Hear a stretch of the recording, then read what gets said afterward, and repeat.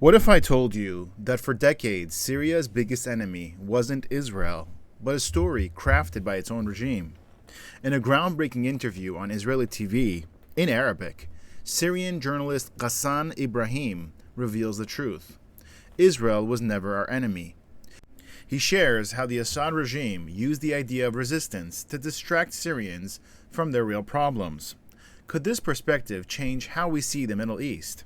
Stay tuned for an eye-opening conversation that challenges everything you thought you knew. The interviewer asked the following question: Ghassan, your statement that Israel was never our enemy is bold, even shocking. What do you mean by that? Ghassan said the following: it's true. Syrians as a people never had a reason to see Israel as an enemy.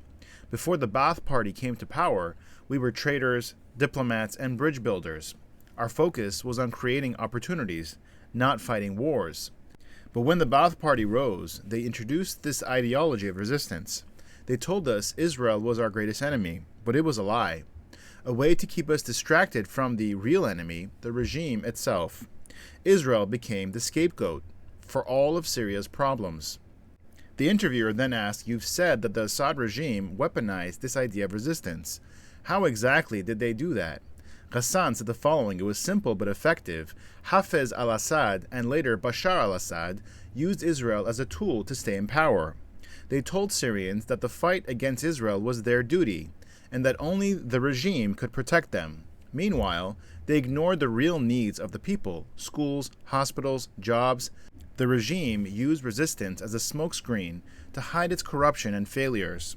Syrians were told, focus on the enemy outside, so they wouldn't focus on the enemy inside. The interviewer then asked, the Assad regime often talked about liberating the Golan Heights. Wasn't that a genuine effort?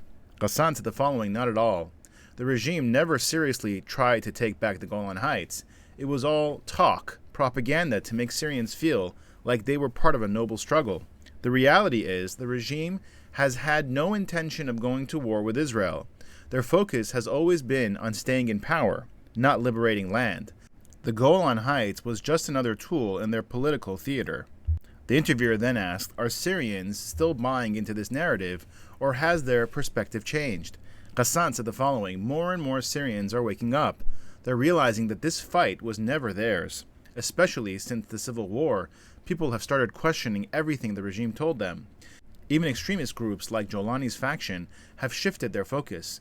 Jolani himself sent signals to Israel that his group isn't interested in fighting over the Golan Heights. Syrians in opposition-held areas have said, we don't want to fight Israel, we just want to rebuild our lives. The interviewer then asked, do you think there's a future where Syrians and Israelis could cooperate? Ghassan said it's possible, but it will take time. Decades of propaganda have created a lot of mistrust. But the truth is, Syrians and Israelis have more in common than most people realize. Syrians want to build, not destroy. Once we reclaim our independence and rebuild our nation, I believe we can have a relationship with Israel based on mutual respect and cooperation. But first, we need to free ourselves from the lies of the Baath Party. The interviewer then asked, Ghassan, you've been in exile for years. Do you think you'll ever go back?